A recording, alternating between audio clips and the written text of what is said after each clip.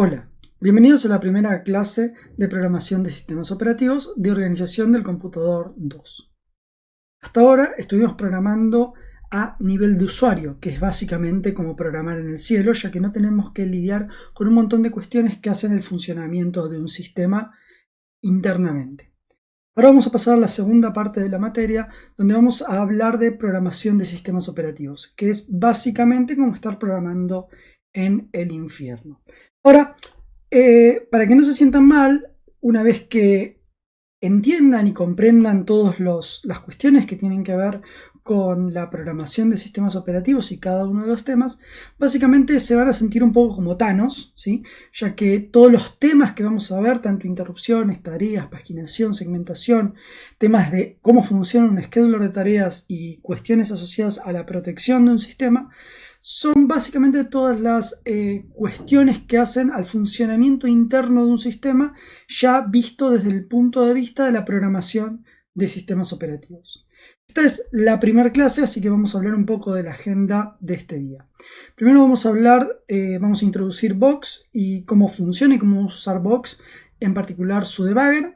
Luego vamos a hablar del funcionamiento y las responsabilidades que tiene el bootloader y básicamente el bootloader que les vamos a dar a ustedes para que utilicen en el trabajo práctico, y algunos comandos útiles para compilar y enlazar código de sistemas. Bien, primero arranquemos. ¿Por qué vamos a usar Box? ¿Sí? Box es básicamente un emulador de sistemas. ¿Sí?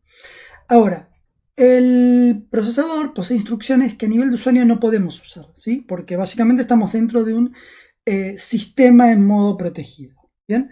Así que si queremos usar este tipo de instrucciones, no nos queda otra que utilizar algo que nos emule este sistema, ¿sí? Si queremos acceder a estos sistemas, tenemos que ponernos en el lugar del sistema operativo. Básicamente tenemos que ser el sistema operativo, ¿sí? Sin serlo necesariamente. Lo que vamos a querer hacer es utilizar instrucciones de nivel privilegiado, instrucciones que no podemos utilizar desde el punto de vista de usuario, es decir, si nosotros las podemos codificar en nuestro código assembler sin problemas, pero cuando las vayamos a ejecutar, el sistema operativo nos va a decir: no, lo siento, esta instrucción usted no la puede ejecutar, ¿sí? Esta protección no es a nivel del sistema operativo en sí, sino es a nivel del procesador. El procesador es el que nos impide ejecutar ciertas instrucciones. Por ejemplo, instrucciones que nos permiten acceder directamente a memoria o instrucciones que nos permiten acceder a, por ejemplo, dispositivos externos, ¿sí? O a controlar las interrupciones. Vamos a querer ver estructuras dentro del procesador, vamos a querer entender algunas de las estructuras dentro del procesador y poder verlas, cosa que desde el nivel de usuario no vamos a poder hacer, ¿sí? No le podemos pedir al procesador que nos imprima alguna de sus estructuras del sistema. Vamos a querer cambiar los modos del procesador. El procesador inicialmente va a arrancar en 16 bits. Nosotros vamos a querer pasarlo a 32 bits y activar modo protegido. Esas tareas las hace el sistema operativo cuando carga. Nosotros vamos a querer hacerlas nosotros, siendo de alguna manera el sistema operativo. Además, vamos a querer acceder a los mecanismos de manejo de memoria. Vamos a querer manejar la memoria, administrar la memoria nosotros mismos, conocer cuáles son las direcciones de memoria, tanto físicas como virtuales, y poder mapear estas direcciones virtuales a las direcciones físicas que queramos.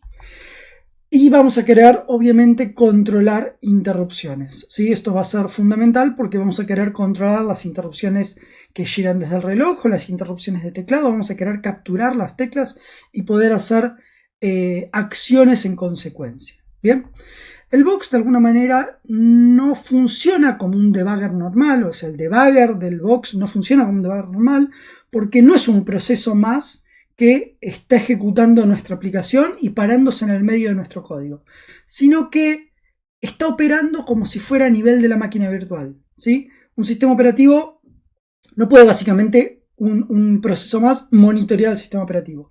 Así que se tiene que parar mucho más afuera, ¿sí?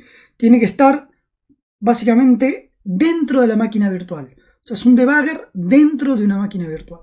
Así que básicamente es el Box más un debugger. Esto es lo que vamos a usar, ¿sí? El debugger está dentro de Box. ¿Bien? Básicamente lo que vamos a necesitar es un debugger en la máquina virtual, que es lo que nos provee Box. Ahora, Box tiene algunos problemas que para poder ejecutar esto de correr instrucción por instrucción, vamos a tener que compilarlos nosotros mismos, la herramienta Box. ¿Por qué? Porque la versión que viene compilada en su versión oficial, que se pueden descargar desde cualquier repositorio, no está compilada con la opción del debugger, ya que la opción del debugger es algo que no se utiliza usualmente para correr cosas en Box, ¿sí? Para eso vamos a tener que bajarnos la versión de Box. Pueden usar esta versión, que es la que funciona y es la que la cátedra recomienda, o cualquier otra versión más actualizada de Box. Luego tienen que descomprimir este archivo que se van a bajar un targz, y ahora tienen que compilarlo. Para compilarlo tienen que escribir estas 3 líneas. Primero tienen que hacer .configure con enable debugger, ¿sí? Esto va a permitir activar el debugger. Esto va a permitir que nos muestre las instrucciones desensambladas.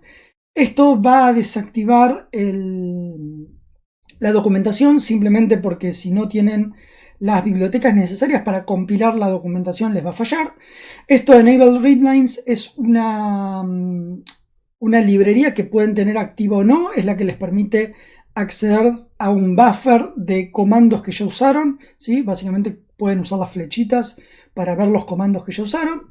Este es un comando, un agregado a los link flags para que agregue la librería pthreads. Esto es un comando que si no lo agregan falla, básicamente. Y el último es el prefix, que es donde van a instalar el programa una vez que lo compilan, ¿sí? Esto es muy importante que completen aquí su usuario, ¿sí? Si están usando Linux, /home, /su usuario, /box, lo van a instalar acá, en este lugar. Si quieren instalarlo en otro lado, como por ejemplo pueden usar instalarlo en OPT, si lo instalan localmente en sus máquinas y tienen permisos de root.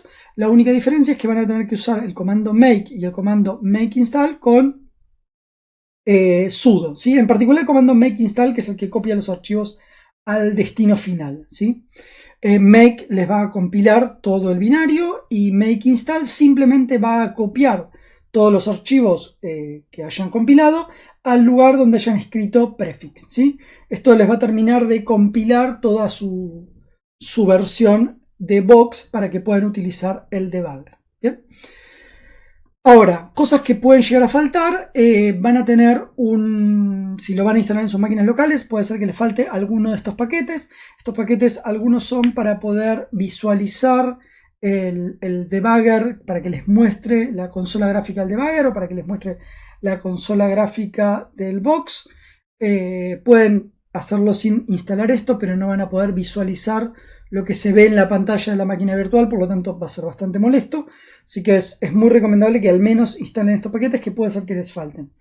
Depende obviamente de la versión de Linux que tengan, puede ser que estos paquetes hayan cambiado de nombre, así que tendrían que buscar su equivalente, ¿sí? Además, como paquete adicional, se les recomienda instalar el libreadlines, que es uno de los paquetes recomendados justamente para tener el buffer de comandos ya ejecutados, ¿sí? Es un un paquete muy útil que deberían instalar, ¿bien? Ahora, atajos útiles para poder utilizar el Box. Van a poder, cada vez que cargan el Box, lo que va a pasar es que se va a detener en un breakpoint antes de empezar a ejecutar cualquier cosa, antes de ejecutar la primera instrucción, que va a ser código inicial del Box, código de BIOS en particular. Va a generar un breakpoint. Esto es un poco molesto simplemente porque van a tener que apretar 3 veces Enter para poder inicializar su programa.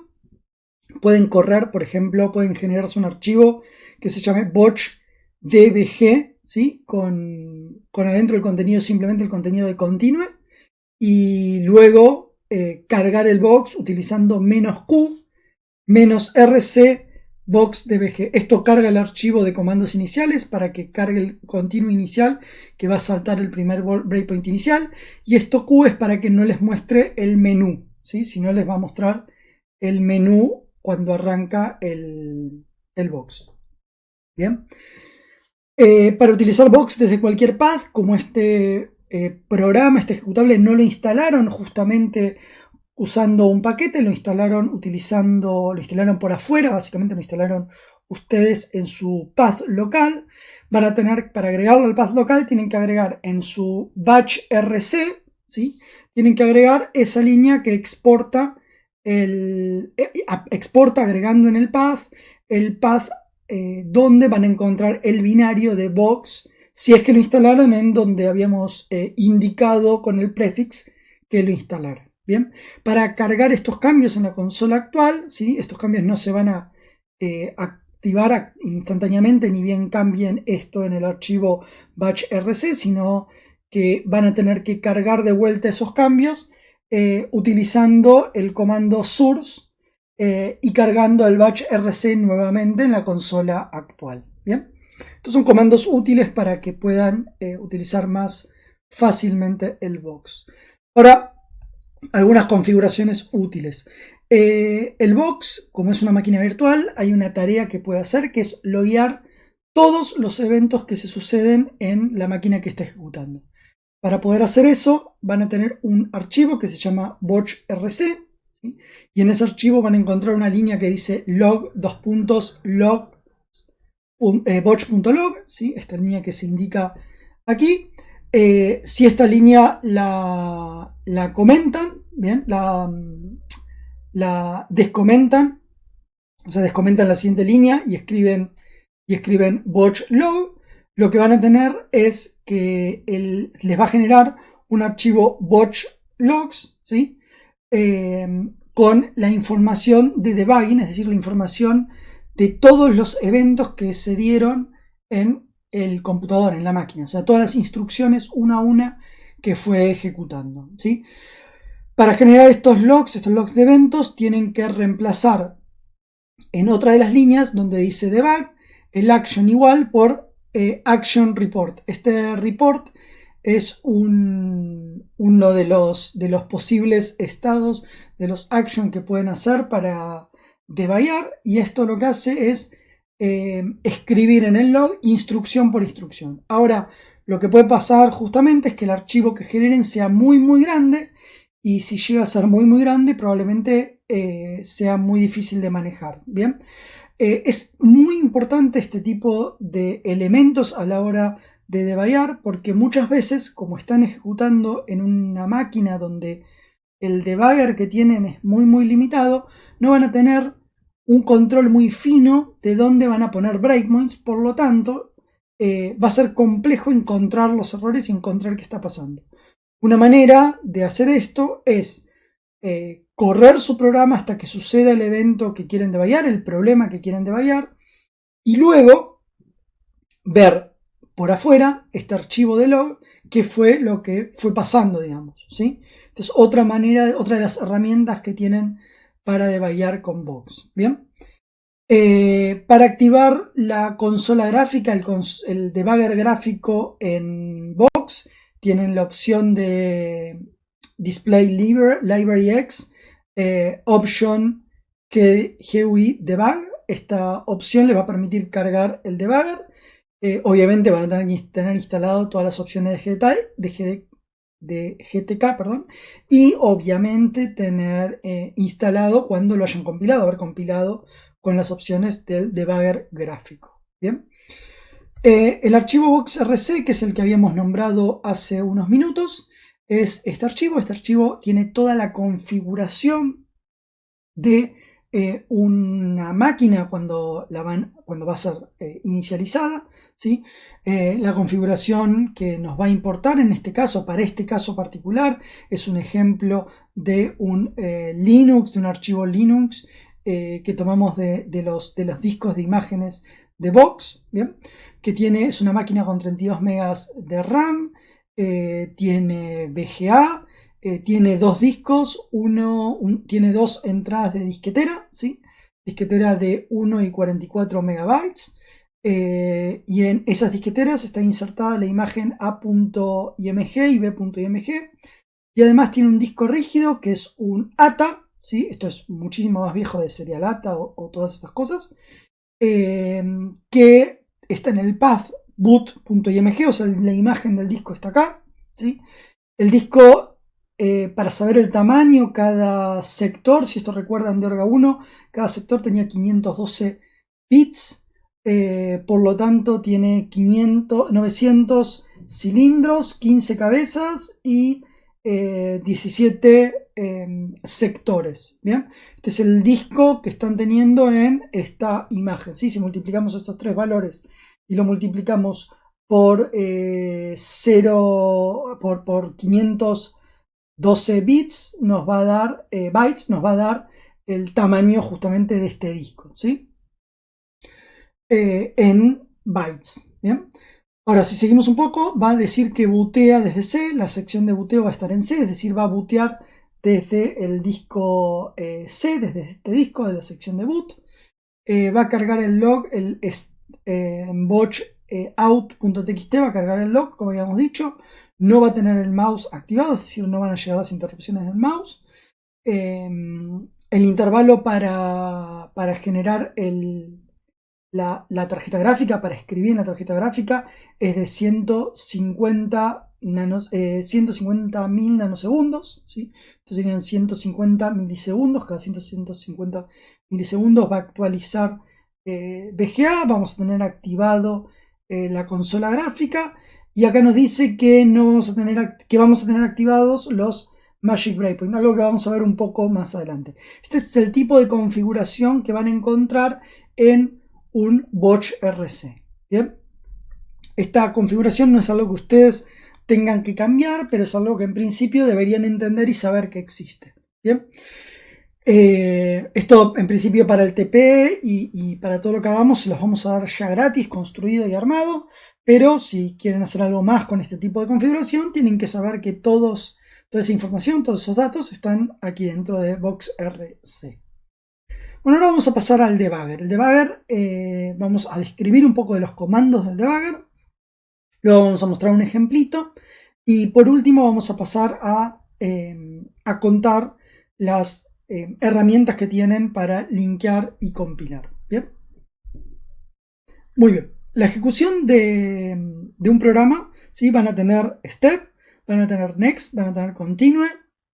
Para continuar la ejecución van a poder salir con quit y con control C, ¿sí? Este comando sí es importante, con control C no van a matar todo, sino que van a volver al debugger, ¿sí? Si ustedes están ejecutando en su máquina virtual y de repente hacen control C, van a caer de vuelta al debugger, esté donde esté, ¿sí? En la instrucción que esté van a caer de vuelta al debugger. No saben de qué es, en principio van a caer al debugger. Es importante entender que los next y los step en este universo no van a ejecutar nada de C.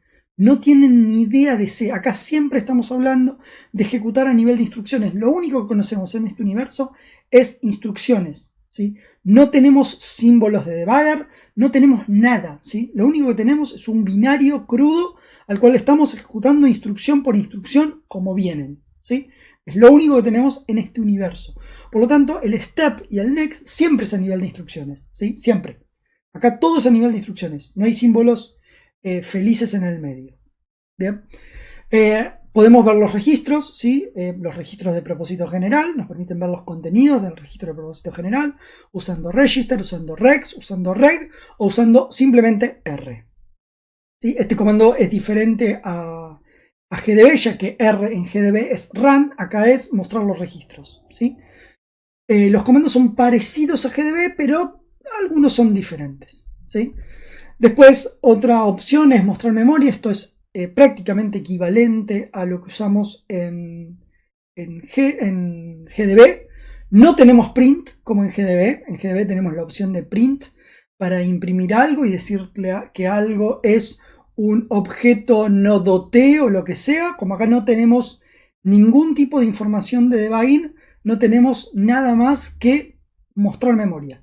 Lo único que podemos hacer es mostrar memoria, y esto es básicamente lo mismo que usamos en GDB. La única diferencia que van a ver acá es que existe X y existe la opción XP.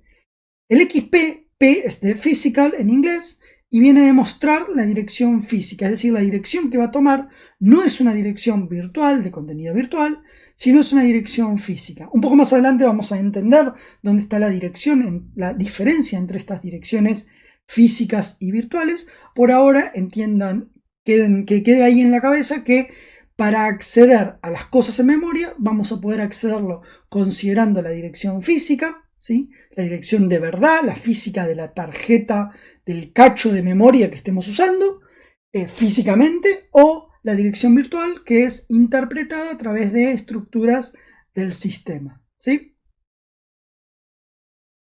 Obviamente, como podemos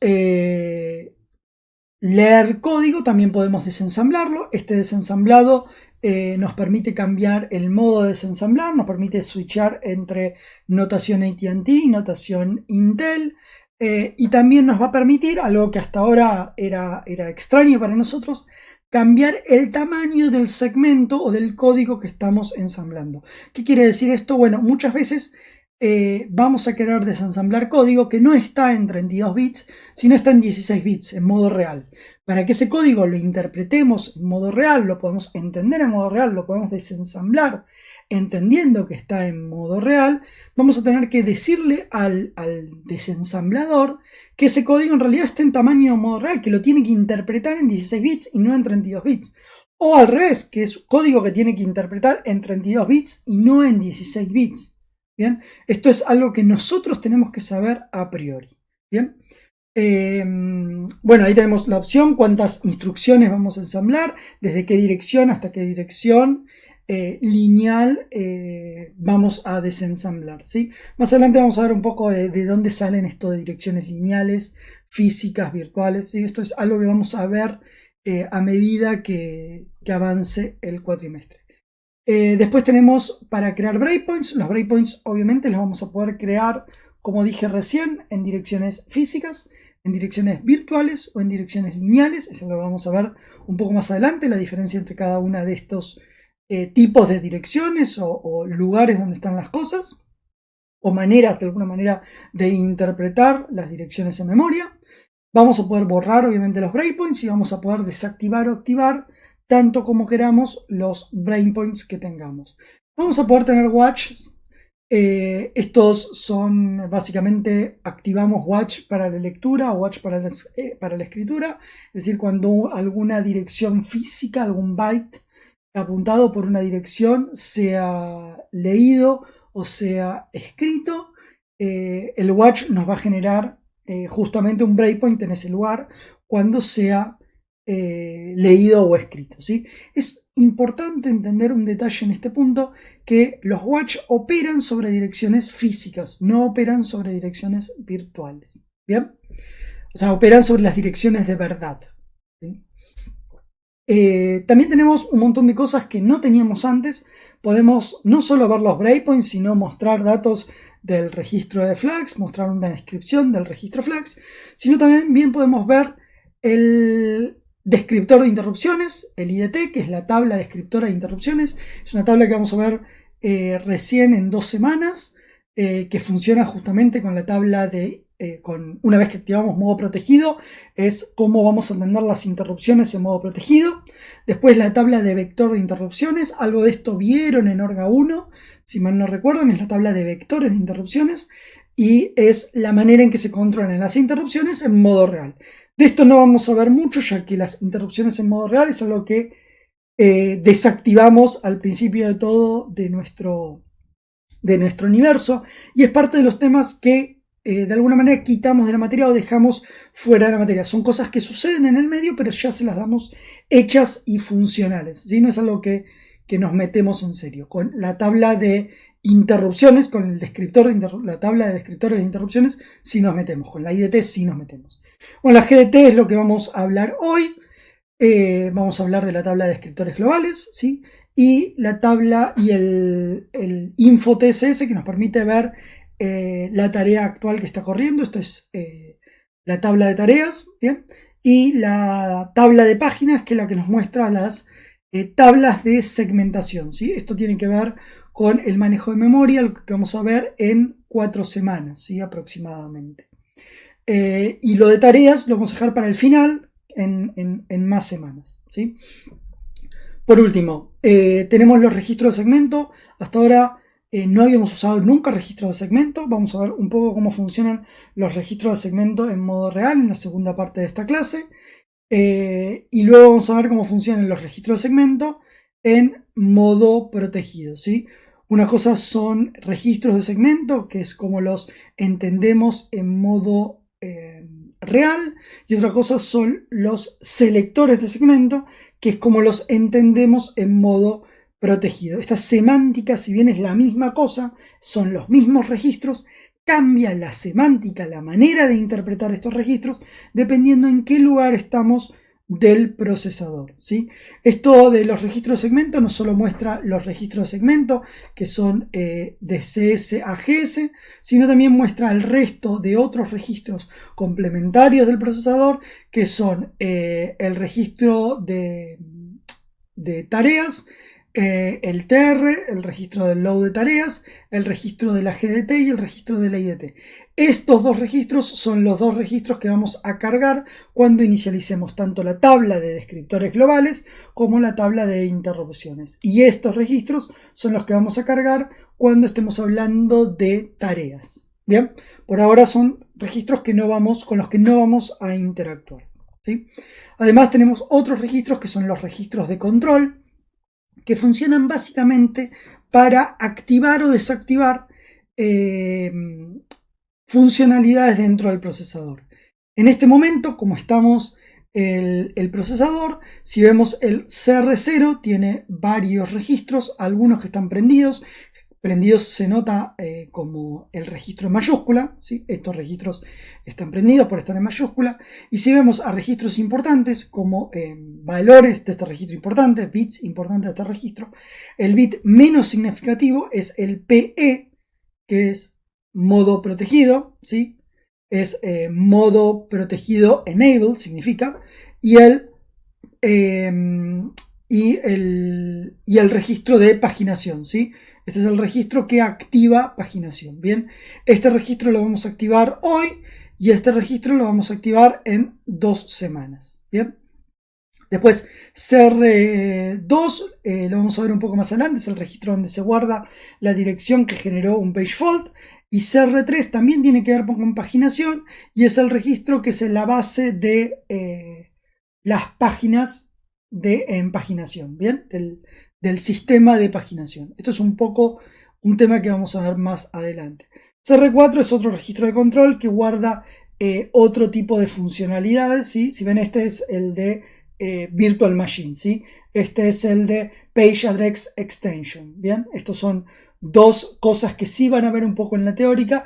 Desde la práctica no lo vamos a ver tanto, simplemente los vamos a nombrar como funcionalidades que tiene el procesador, no las vamos a usar tanto en los parciales como en el TP, ¿sí? Nos vamos a limitar a paginación en 32 bits, ¿sí? O sea, 4 GB, y paginación en 4K, ¿sí? No vamos a hablar de otro esquema de paginación, ¿bien? Para la parte práctica.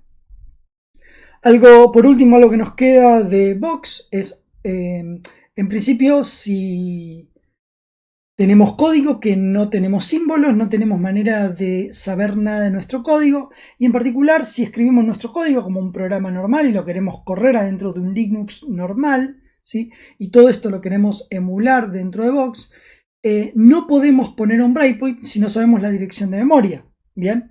Y acá esto es muy muy importante. Si no sabemos la dirección de memoria en la cual queremos poner el breakpoint, ¿sí? No vamos a poder poner ningún breakpoint. Y no podemos saber la dirección de memoria a priori porque nuestro programa va a ser cargado en cualquier lugar de la memoria. Porque eso va a depender del sistema operativo. El sistema operativo agarra nuestro programa, lo pone en algún lugar de memoria y le da perilla para que empiece a correr. Cuando empieza a correr, ahí efectivamente sabemos en qué dirección de memoria estamos, ¿sí? Pero a priori antes no sabemos. Entonces, ¿cómo podemos poner un breakpoint sin saber ni siquiera en qué dirección de memoria vamos a estar? Bueno, Box solucionó eso de la siguiente manera, a través de Magic Breakpoints. ¿Bien? ¿Cómo funciona un Magic Breakpoint? Bueno, es esta instrucción que existe, se puede codificar esa instrucción, que es Exchange BX-BX, ¿sí? Es una instrucción que tiene una codificación válida en el procesador y cambia el contenido de BX con el contenido de BX. ¿Bien? Como BX es igual a BX, esta instrucción no va a hacer absolutamente nada. Es una instrucción que no hace nada. Pero, Vox, cuando decodifica esa instrucción como máquina virtual, detecta que pasó algo, ¿sí? Detecta que se está ejecutando esa instrucción, entonces dice, a ver, ¿están activados los Magic Breakpoints desde el Boch RC, desde el archivo que vimos al principio de todo? Y dice, sí están activados. Bueno, entonces genera un breakpoint y salta automáticamente a la consola de debugger, ¿sí? Básicamente el Magic Breakpoint nos va a permitir eso, nos va a permitir generar un breakpoint sin saber en qué dirección estamos, a través de meter una instrucción especial adentro de nuestro código que va a ser interpretada como un breakpoint cuando sea ejecutada, ¿sí? O sea, básicamente es algo así como magia. Bien. Ahora, lamentablemente no pude poner este GIF animado, así que esto es un PDF. Lástima. Bueno, continúo un poco. Para más información, miren el manual del GDB, información complementaria, van a tener en la página de OSDev, es una página súper interesante, van a tener no solo información sobre Vox, sino información sobre un montón de cosas de programación de sistemas operativos. Y si quieren sacar imágenes de discos para poder jugar con Vox, pueden hacerlo desde las imágenes de disco en Vox que van a tener justamente en la dirección que ahí se presenta. Bien. Bueno, ahora vamos a pasar al bootloader, ¿sí? El bootloader es una parte básicamente del sistema que es la primera línea de defensa ante todo y es lo primero que se basa en el sistema, ¿sí? Pero el bootloader no empieza a ejecutar desde la nada, sino alguien lo tiene que traer de algún lado. Entonces ahora vamos a ver un poco el proceso de cómo el bootloader es cargado a la memoria para ser ejecutado. Luego vamos a contarles el bootloader que nosotros les vamos a proveer, el bootloader marca Orga 2, que nosotros les vamos a proveer, que lo programamos nosotros para que puedan hacer funcionar justamente su TP, su trabajo práctico y cualquier otro experimento o prueba que quieran hacer. Y por último vamos a pasar de vuelta a los temas de compilación y linkeo. Entonces, cuando arranca la máquina, lo primero que pasa es hay que alimentar la circuitería del mother, ¿sí? Para hacer esto hay que darle perilla, hay que apretar un botón, hay que hacer algo que arranque la circuitería del mother, ¿sí? Que prenda todos los circuitos del mother, ¿sí? Esto lo hacemos cuando apretamos el botón, ¿bien? Después de un ratito, ¿sí? Cuando todos los circuitos están inicializados, ¿bien? Esta inicialización es una inicialización por hardware, una inicialización puramente de hardware, empieza la parte de software, ¿sí? Empieza a correr algo, ¿sí? Y ahí el que empieza a correr es el BIOS. El BIOS es código en ROM, ¿sí? Código que no se puede modificar. En principio no se podía modificar, ahora sí se puede modificar, porque no está en ROM, sino básicamente está en un tipo de memoria que se llama memoria flash, es una memoria mucho más moderna. Esto un poco lo van a ver en la teórica acerca de memoria, ¿sí? No importa en particular ahora, ¿sí? Simplemente es datos que no se van a borrar cuando apaguemos la máquina, ¿sí? Y siempre van a ser lo mismo, así que van a empezar a correr, va a correr el BIOS, que es Basic Input Output System, ese es el nombre del BIOS, que consiste en esta memoria ROM que ejecuta las primeras instrucciones dentro del CPU. O sea, el CPU empieza a correr el BIOS, ¿sí? El código del BIOS, ¿sí? Lo primero que va a hacer es, va a hablar con los dispositivos, ¿sí? Va a empezar a hablar con los dispositivos para que se auto-inicien, ¿sí? Este auto-inicio se llama POST, ¿sí? Va a realizar el POST, Power On Self Test, ¿bien? No solo testea, sino inicializa los dispositivos, ¿bien? Una cosa que inicializa los dispositivos es cuando nosotros, por ejemplo, conectamos, un ejemplo muy básico de todo esto que está pasando dentro del BIOS, es, nosotros vamos a poner varias tarjetas adentro de tarjeta de red, tarjeta de placa de video, lo que sea adentro de nuestro mother, ¿sí? Eventualmente el BIOS va a inicializar los dispositivos y les va a preguntar a los dispositivos, ¿qué dispositivo, vos cuánta memoria necesitas para hablar conmigo? ¿Sí? ¿Cuál es el espacio direccionable que te necesitas para hablar conmigo? Y mirá, yo necesito 4 megas. Bueno, entonces tus 4 megas van a ir desde la dirección A la dirección B, ¿sí?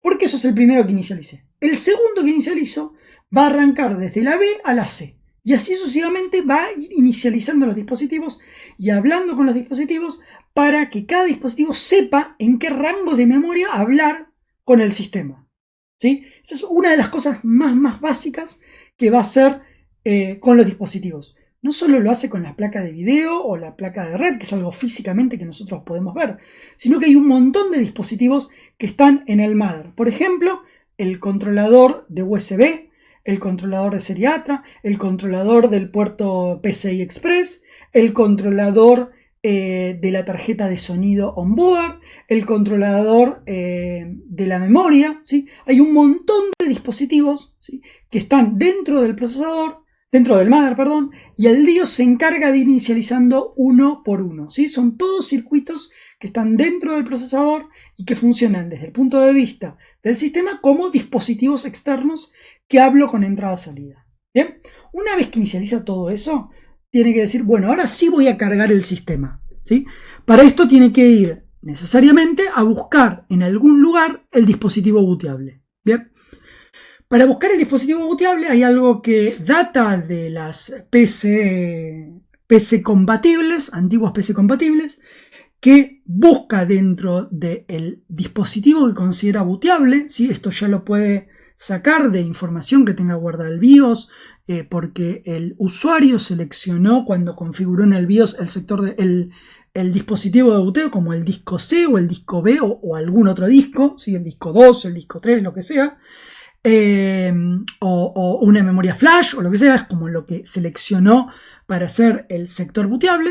Entonces levanta ese sector, y ese sector es un sector de 512 bytes, que va a levantar cada sector en un disco. Antiguamente ocupaba 512 bytes, hoy actualmente también sigue ocupando 512 bytes, los discos tienen sectores de 512 bytes, a pesar de que internamente se manejan con sectores más grandes. Los sectores estándar son de 512 bytes, y levanta el primer sector de el disco que esté seleccionado como booteable, ¿sí?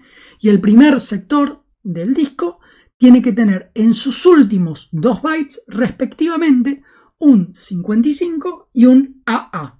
Si ustedes ven el binario de 55 AA es 01010101 10101010, ¿sí? Es algo que evidentemente un programador tuvo ganas de poner como gracioso, ¿sí? Pero esta es la firma para que un sector sea booteable, ¿sí? Un sector de booteo tiene que tener estos 2 bytes sí o sí escritos con 55AA para que el BIOS diga, ok, es un sector booteable lo que acabo de levantar de memoria, así lo que acabo de leer de memoria auxiliar, así que está todo bien, lo voy a pegar, lo voy a pisar en memoria para empezar a correr.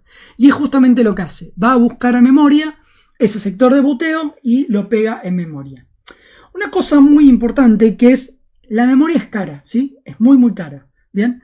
En realidad no es muy cara, era muy cara. Entonces en algún momento de la historia, el BIOS, no sé si se dieron cuenta que se llama Basic Input Output System, sistema básico de entrada-salida, y la razón es porque no solo se encarga de hacer todo lo que les acabo de contar, sino que además tiene un conjunto de rutinas a las que ustedes pueden llamar para poder hacer cosas, ¿bien? Ejemplo, en esos 512 bytes, ¿sí?, vamos a tener la información necesaria para empezar a cargar el sistema. Pero son muy pocos bytes, ¿sí? No tenemos ahí todo el código para hablar con un disco rígido, por ejemplo, ¿sí? O para saber dónde está el disco rígido, mínimamente, ¿sí? Toda esa información la sabe el BIOS. Entonces, para ir cargando cosas del disco, vamos a hablar con el BIOS y vamos a usar rutinas del BIOS en modo real, ¿bien? Esas rutinas son lo que se llama el Basic Input Output System, ¿sí? Son rutinas que están debajo de la interrupción 13. La interrupción 13 son las rutinas del BIOS, las rutinas en modo real. Una vez que pasemos a modo protegido, ya está, perdimos toda esa información y dejamos de tener las rutinas para acceder al disco rígido y a todo. O sea, vamos a tener que hacer todas las tareas que hizo el BIOS para cargarnos los dispositivos de nuevo, todo de nuevo, pero en modo real, ¿sí?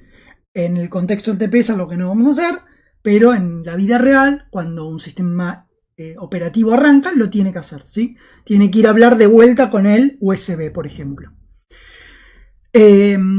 Bueno, acá les dejo un resumen de lo que les acabo de contar, un poco más ordenado, explicado y con los numeritos que corresponden en cada caso, ¿sí? Y ahora pasamos al tema del box.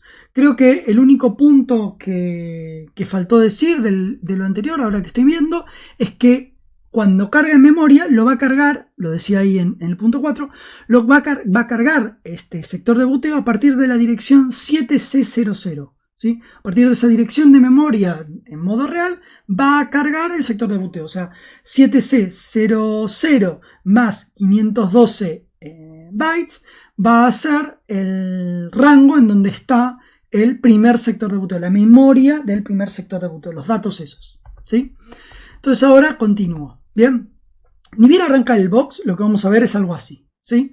Algo que podemos hacer, si por ejemplo tenemos un ejemplo muy bobo, cualquier sistema operativo va a hacer esto, porque es justamente lo que hace el BIOS y de esto no podemos zafar, sea Linux, Windows o la mar en coche, esto va a pasar. ¿Sí? Así que una cosa que podemos hacer es inicializar la máquina y ni bien arrancamos la máquina nos vamos a parar en el primer lugar de memoria, ¿sí? Lo primero que vamos a hacer es generar un breakpoint. ¿Y dónde vamos a poner un breakpoint? Lo vamos a poner en 7C00.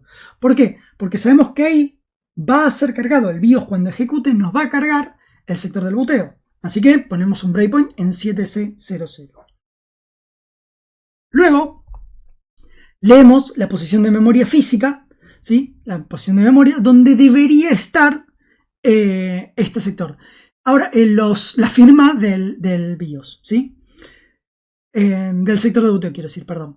Ahora, noten el detalle que yo dije memoria física, pero ahí puse una X. Eso sería memoria virtual. Bueno, en realidad estoy diciendo la verdad. ¿Por qué? Porque estamos en modo real. En modo real, la memoria física y la memoria virtual, la memoria lineal, es todo lo mismo. En modo real no hay diferencia de nada. Así que es prácticamente lo mismo cualquier cosa.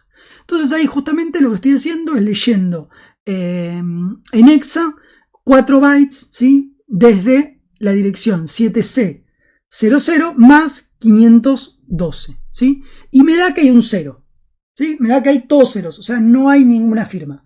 ¿Por qué? Porque justamente todavía el BIOS no se ejecutó, ¿sí? El BIOS todavía no ejecutó, estamos parados antes de que ejecute la primera instrucción del BIOS, antes que ejecute nada, estamos parados en la nada misma, ¿sí? No se ejecutó ninguna instrucción del procesador, solo se apretó la perilla. No se hizo nada más. Entonces ahora vamos a hacer lo siguiente. Vamos a apretar continua. Esto va a correr.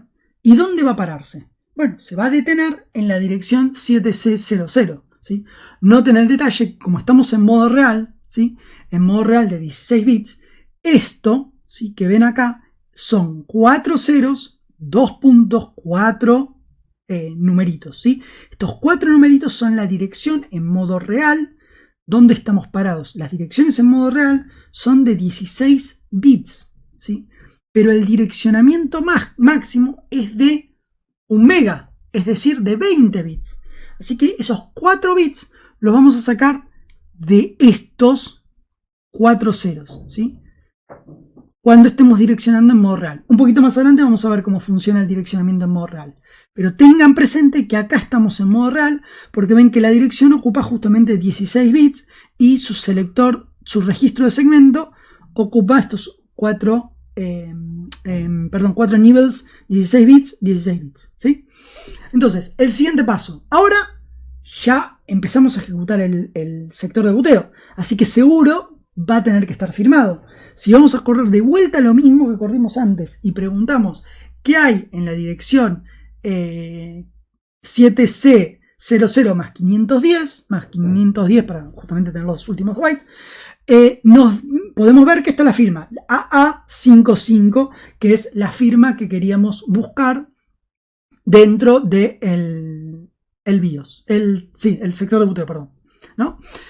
Bueno, ahora, ¿qué tiene que hacer el sector de boteo? O sea, ¿qué hizo dentro el sector de boteo efectivamente? Bueno, el sector de boteo, que estaba justamente ahí adentro, lo primero que hizo fue determinar la partición que íbamos a bootear. O sea, va a tener que hablar con el BIOS y preguntarle, che, ¿de dónde booteo?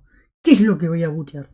Bueno, una vez que detecta qué es lo que tiene que bootear, tiene que determinar en qué lugar del disco está ese sector de boteo, ¿sí? Y acá hay un detalle muy importante, ¿bien? Que esto es algo más bien histórico de alguna manera. Los sectores de boteo dijimos que ocupan 512 bits, ¿sí? 512 bytes. Ahora, este sector de boteo que está en los primeros 512 bytes tiene que estar en algún lugar específico del disco donde nosotros podamos llegar desde el modo real. Claro, en la antigüedad los discos rígidos no tenían gigas o teras de disco, sino tenían simplemente unos pocos megas. Y no es posible direccionar terabytes de memoria con la misma infraestructura que podíamos direccionar megas. ¿Bien? Esto genera un problema. Por eso en general en los discos, ¿sí?, hay una parte del disco que no se puede mover, ¿sí? O sea, físicamente el disco, hay archivos que físicamente en el disco no podemos mover a otro lugar, ¿bien? Porque de moverlo a otro lugar vamos a romper el funcionamiento del sistema. ¿Por qué? Porque en modo real el disco ese tiene que ser interpretado como un cachito del disco al cual le falta un pedazo, y hay alguien, ¿sí?, que es el sector de boteo, que se tiene que encargar de decir, bueno, ¿cómo hago para leer este disco y entender la primera parte del disco para poder encontrar el archivo del kernel, el archivo que voy a usar para inicializar mi sistema? ¿Sí? Bueno, todo esto que estoy hablando es con lo que lidiamos cuando tenemos que formatear una máquina, cuando tenemos que inicializar una máquina con una partición particular, o lo que hace el software encargado de hacer esto en Linux para poder inicializar, justamente tener Windows y Linux y este tipo de cosas para poderlas inicializar, ¿sí? Tiene que ser una magia importante para que los archivos en la imagen del disco estén en un lugar determinado para que desde modo real los podamos ver. Si no, si están muy lejos en el disco, si están en la posición correspondiente a 1 terabyte, no vamos a poder leerlos desde modo real. Directamente no podemos direccionar, se nos acabaron los bits para direccionar, ¿sí? Y como todo esto es retrocompatible, tenemos que seguir viviendo con este universo. ¿Bien?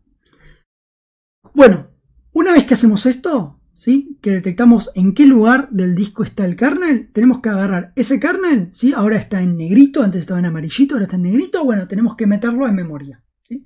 Y una vez que lo metemos en memoria, ahora, chau chau, bootloader, empezamos a correr el kernel, ¿sí? Y el kernel es el que se encarga de hacer toda esta reinicialización de todo el sistema. Es como el second stage de la inicialización del sistema. Todo lo que les acabo de mandar tiene que entrar en 512 bytes. ¿Sí? Bueno, perdón, en 510 bytes.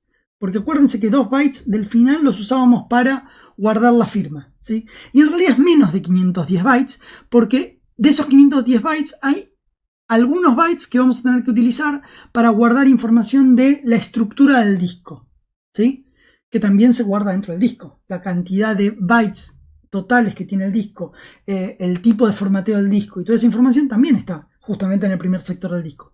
Por lo tanto, es menos aún que 510 bytes, ¿sí?, para hacer toda esta magia. Después de esto sí corremos el kernel. Y ahí obviamente el kernel va a tener que pasar a modo protegido, preparar las estructuras para administrar la memoria, preparar las estructuras para administrar todo el sistema, y recién ahí se va a poder encargar de hablar con dispositivos, cargar la placa de video, cargar drivers, cargar un montón de cosas, ¿sí? Pero ese proceso es súper costoso y súper lento, ¿bien? Se encarga justamente una vez que que pasó toda esta parte, ¿bien? Lo que hace en particular el bootloader de Linux es toda esta parte. Todo lo que les acabo de contar lo hace el bootloader de Linux. Y después de la palabra listo, salta en realidad al kernel. El kernel en realidad es el tercer stage de esto de ir saltando de preparación del sistema, ¿sí? Primero, con esos 510 bytes, salimos y cargamos el bootloader, ¿sí? Y una vez que cargamos el bootloader, cargamos el segundo bootloader, y ese bootloader es el que eventualmente nos va a cargar el kernel. ¿Por qué? Porque el kernel es tan grande que ya para poder cargar el kernel de Linux, por ejemplo, vamos a tener que tener un sistema que opere con más de 1 mega de memoria, ¿sí? Porque recuerden que en modo real no tenemos más de 1 mega. Así que todo lo que pasa en la segunda cajita en gris pasa en 1 mega de memoria. ¿Bien? O sea, tenemos que antes pasar a modo protegido para tener más de 1 mega. Pero para eso tenemos que tener estructuras para administrar la memoria. Si no, perdimos. ¿Bien? Entonces, ahora pasamos, antes de pasar, un segundo. Todo lo que les acabo de contar es super legacy y es lo que funciona en modo compatible 8086, ¿sí? Es algo que data de la IBM-PC y todo este funcionamiento es justamente que data de la IBM-PC, ¿sí? Súper antiguo. Hoy existen otros sistemas para cargar el sistema, justamente para cargar máquinas que aceleran todo este proceso, ¿sí? Obviamente tienen un soporte muy superior dentro del BIOS para poder cargar el sistema de otra manera, ¿sí? Básicamente todos estos que nosotros llamamos primer stage y segundo stage pasan a ser una sola cosa, ¿bien? Nosotros en la materia seguimos estando en modo legacy, incluso más legacy porque vamos a usar un disquete para cargar el sistema, ¿sí? Ni siquiera un disco rígido en FAT. Bueno, el bootloader de orga2. El bootloader de orga2, como les adelanté recién, trabaja desde un disquete, ¿sí? Ni siquiera, nuestra memoria auxiliar ni siquiera es un disco rígido, de verdad es un disquete. En un disquete podemos tener como máximo 1,44 megabytes, ¿sí? No más, ¿sí?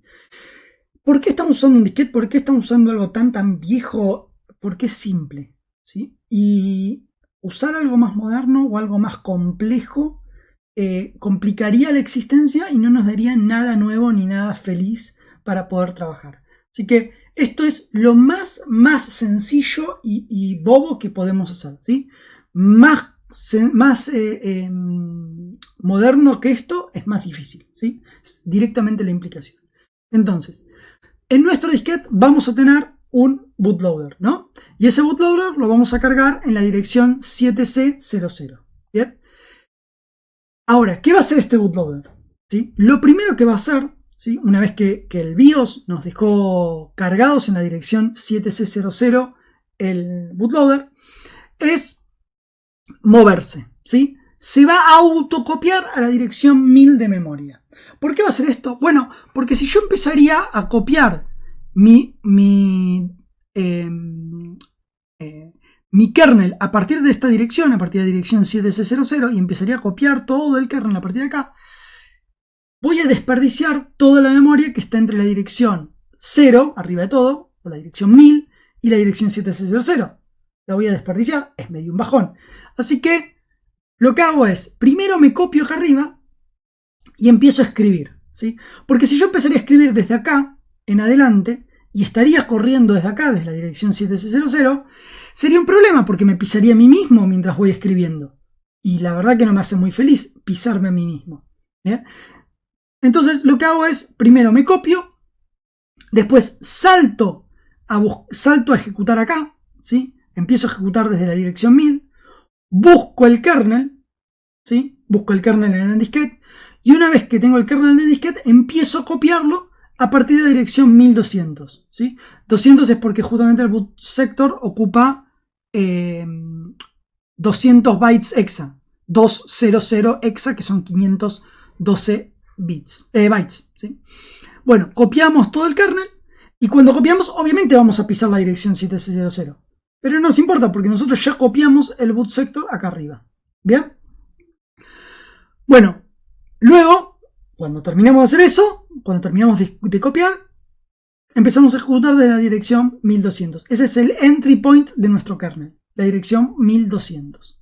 ¿Bien? Hasta ahora, ¿sí? Lo que tenemos es un kernel cargado de memoria. Este es el lugar exacto en que ustedes van a empezar a trabajar. La primera instrucción que van a correr, que va a correr su máquina, no la van a hacer ustedes porque va a ser el BIOS, no la van a hacer ustedes luego porque ese bootloader se lo vamos a dar nosotros, sino que va a ser el kernel.bin que carguen en el disquete y empiecen a correr una vez que se cargue en memoria a través del bootloader, ¿sí? Este kernel obviamente ustedes tienen que crearlo y guardarlo en el disquete, ¿sí? Para que el bootloader sepa cómo buscarlo y cargarlo en memoria justamente. Bien, ahora vamos a ver un poco, ya que vimos cómo funcionaba el bootloader de orga2, ¿sí? Esto es algo que repasen, mírenlo, entiéndanlo. Estos pasos que parecen cuadraditos son muy importantes. Bien, entonces ahora pasamos al compilar y enlazar, ¿sí? Para construir un programa, ¿sí? y que pueda correr en un sistema determinado, el compilador lo hace correr de alguna forma conociendo cómo lo tienen que enlazar, ¿sí? O sea, el sistema operativo, cuando nosotros compilamos algo, lo compila para poder correrlo en un sistema. Para eso resuelve las direcciones de inicio, que es donde va a empezar el programa a correr, desde algún lado, desde el principio, ¿sí? Ahora, cada etiqueta que nosotros pongamos cada etiqueta se va a traducir a bytes, ¿sí? Desde el principio de mi programa. Es decir, la etiqueta, no sé, ciclo, ¿sí? Va a estar en la dirección, si nuestro programa empezó en la dirección 00, va a empezar en la dirección, bueno, cuento instrucciones, bytes, hasta llegar a la etiqueta ciclo. Entonces, la etiqueta ciclo va a ser el byte, no sé, 422, ¿sí? Entonces, el 422 es la etiqueta ciclo. Ahora, si no estamos en un sistema, ¿sí? La dirección de inicio donde va a empezar a correr nuestro programa, la vamos a tener que poner nosotros. No es que el sistema operativo nos va a resolver ese problema. El sistema operativo no nos va a resolver nada, porque no existe. Ni siquiera nosotros somos el sistema operativo. Así que nosotros somos los que vamos a decir dónde va a correr algo. ¿Bien? Entonces, los saltos, los destinos a la hora de enlazarse, los tenés que conocer en tiempo de compilación. ¿Sí? En el tiempo de enlazado. ¿Sí? Que es cuando generamos el binario. Y en ese tiempo, cuando generamos el binario, nosotros no sabemos dónde va a estar la memoria. Así que lo tenemos que determinar, ¿sí? No es que alguien nos lo va a resolver, ¿sí? Cuando no estamos en un sistema operativo, tenemos que encargarnos de decirle al binario en dónde va a ser cargado. ¿Se acuerdan que antes dijimos la dirección 120? Bueno, el ejemplo de nuestro kernel indica que la dirección donde va a ser cargado nuestro kernel.bin es la 120. A partir de 120 va a estar cargado. Entonces no va a estar cargado a partir de A0, va a estar cargado a partir de 120. Así que las direcciones se van a tener que resolver a partir de la dirección 120. Vamos a ver qué problema nos trae hacer esto mal.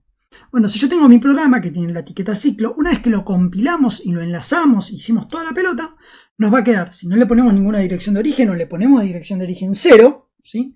Nos va a quedar como el azulcito. Y si no, nos va a quedar como el gris, donde le cargamos una dirección de origen 1200. ¿Bien? Ahora, si tomamos la memoria y cargamos este programa sin dirección de origen, ¿sí? Vamos a ver que la dirección del jump es la dirección 0611, ¿sí? Cuando se haga el jump a la dirección 0611, va a saltar a fruta. Porque al ejecutar esa instrucción va a explotar. O peor aún, no explota, ¿sí? Porque recuérdense que están en una máquina virtual y toda la memoria no tiene fruta, en realidad tiene ceros. O tiene la fruta que antes le pisaron. Entonces empieza a ejecutar a partir de fruta. Ejecuta todo, llega a la 1200 y parece que su programa arranca y funciona bien. Pero ni en pedo. No está funcionando, ¿sí? Básicamente no está funcionando porque cuando saltamos a la dirección fruta, ¿sí? Empezamos a ejecutar todas estas instrucciones y esto es memoria, ¿sí? Y la memoria se puede interpretar como instrucciones. Si yo ejecuto todas estas instrucciones y eventualmente llego a la 1200 y sigo ejecutando y llego a este jump, mi ciclo va a ser este. Continuamente, ¿sí? Y quizás, de casualidad, esto lo programaron de tal manera que esto funcione. Y no vean un error, no vean una explosión instantánea que su programa faulteó, ¿sí? Porque no existe faultear, no existe explotar. No existe nada acá, ¿sí? Si ustedes tienen un cacho de memoria, lo van a correr y lo van a correr como viene. No hay ninguna diferencia entre un pedazo de memoria de código, de datos, de texto, de lo que sea, no importa. Entonces, esto sería un grave problema, ¿bien? Así que esto no va a funcionar, ¿sí? Si hacemos esto directamente compilando con dirección de origen, justamente lo que va a pasar, ahora sí, es saltar a la dirección 1811, ¿sí? Que es justamente la dirección que queremos, porque la dirección de este jump se resolvió sumándole 1200, ¿sí? Esto es el tema de enlazar con una dirección de origen, ¿sí? Esto es muy muy importante. Bueno, temas de enlazado y compilación. Para indicar una dirección de origen lo pueden hacer de dos maneras, ¿sí? Una es ensamblando directamente en el binario. Si ustedes en el binario, en el archivo ASM, escriben org120, lo que va a hacer, org y la dirección, lo que va a hacer es va a resolver todas las etiquetas diciendo de que ese pedazo de código está a partir de la dirección 1200 de ahí en adelante, ¿sí? Si lo quieren hacer usando ELF, le pueden decir al linker que la sección .text, ¿sí? Por eso es ttext, eso toma la sección .text, está en la dirección 1200, ¿sí? Entonces el linker se va a encargar de acomodar las cosas para que el código quede en la dirección 1200, ¿sí? Es muy importante que acá es el comienzo de la sección de código quede en la 1200. Si el comienzo de la sección de código ponen una función, va a explotar todo, porque lo primero que va a hacer es correr esa función, ¿sí? Acá no es que tenga un punto de origen donde va a arrancar mi programa, ¿sí? No tengo nada directamente. Compilación. Para compilar a binario, ¿sí? No a ELF, sino a binario, es fbin. Esto compila un binario crudo. Todo el código tiene que estar incluido. Si hacen esto, todo el código tiene que estar en ese binario, en ese archivo .sm. No puede haber nada externo, no puede haber bibliotecas, no puede haber global. Global no va a servir de nada porque no hay nada global, ahí es todo lo mismo, ¿sí? No hay nada externo, no pueden tener ningún archivo externo porque están transformando a un binario crudo, ¿sí?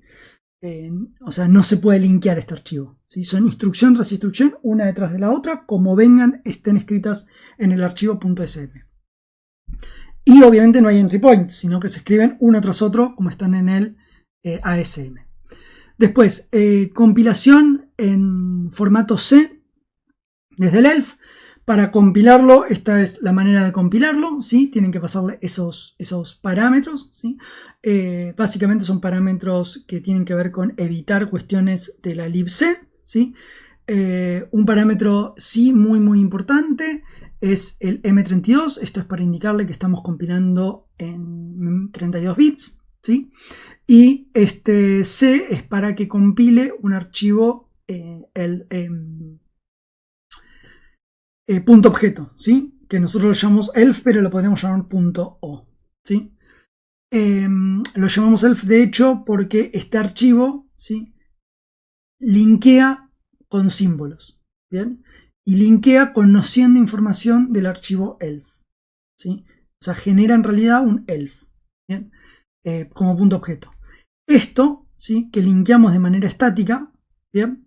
Lo que estamos haciendo es linkeando a un ELF de manera estática, ¿sí? O sea, linkeando un ELF de manera estática compatible un i386 que no soporte la libc, ¿sí? Esto es para no agregar temas que tengan que ver con la cuestión de libc. Esto agrega secciones especiales, ¿sí? Esto evita que se agreguen secciones especiales. Y después, con puntos importantes, tenemos la sección .text, que es a partir de la 1200, y nos va a generar el archivo .o. Este archivo .o no es un archivo ejecutable, no estamos linkeando un ejecutable técnicamente, sino estamos linkeando sí, sería algo así como un ejecutable estático, ¿bien?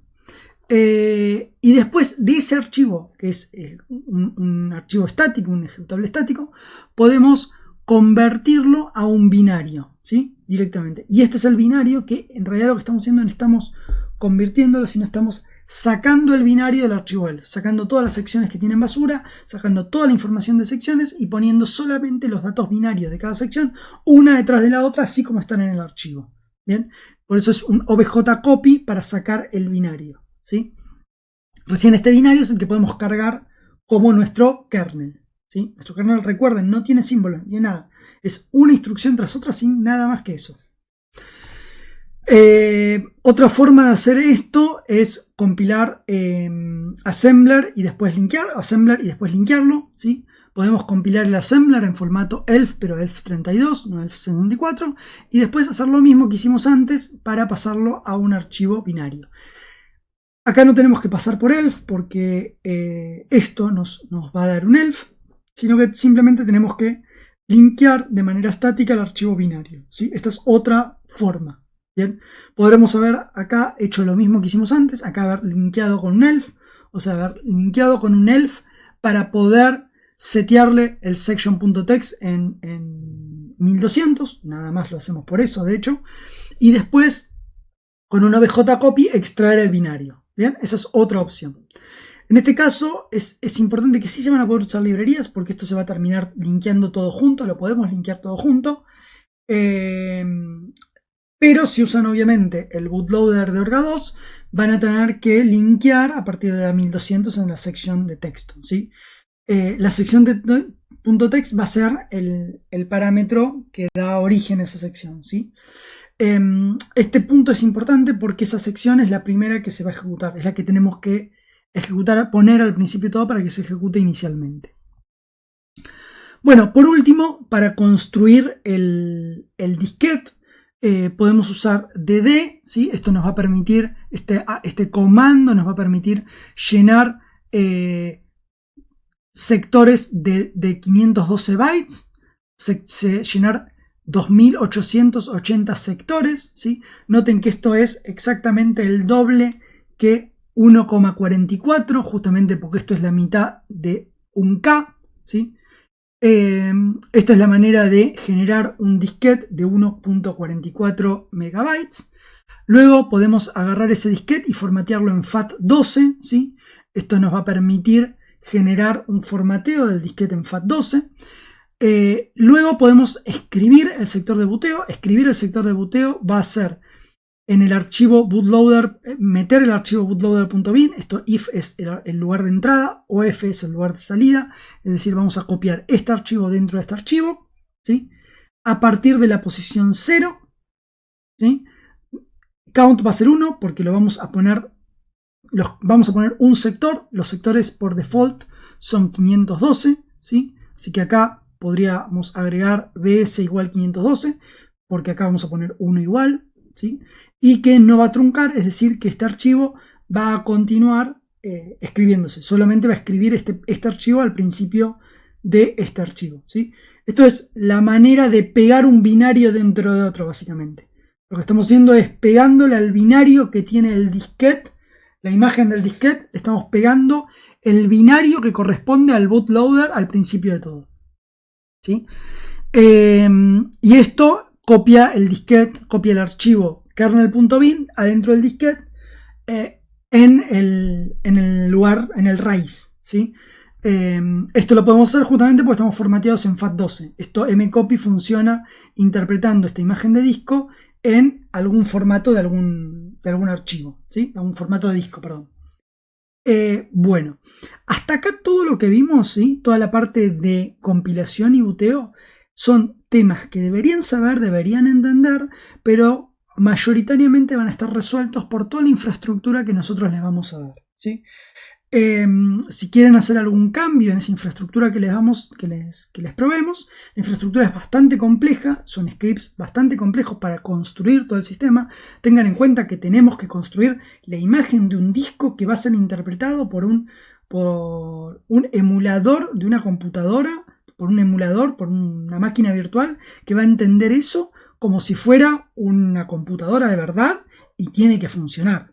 De hecho, técnicamente hablando, si ustedes agarran esta imagen de disquete con su trabajo práctico al final del día cuando lo hayan terminado o con su experimento cualesquiera que fuere y lo ponen en su i7 última generación, no sé cómo le conectan una disquetera, pero le conectan una disquetera y logran bootear desde esa disquetera, esto va a funcionar, ¿sí? Va a correr porque no importa qué máquina tengan, debajo siempre es una IBM PC compatible y el procesador soporta modo real desde el arranque. Así que todo esto corre de modo real, igual que como cargan Linux o igual que como cargan Windows o cualquier otro sistema, ¿sí? Bueno, espero que les haya gustado, muchas gracias y recuerden ver los comentarios finales. Si hace falta alguna cuestión, se aclarará en los comentarios finales.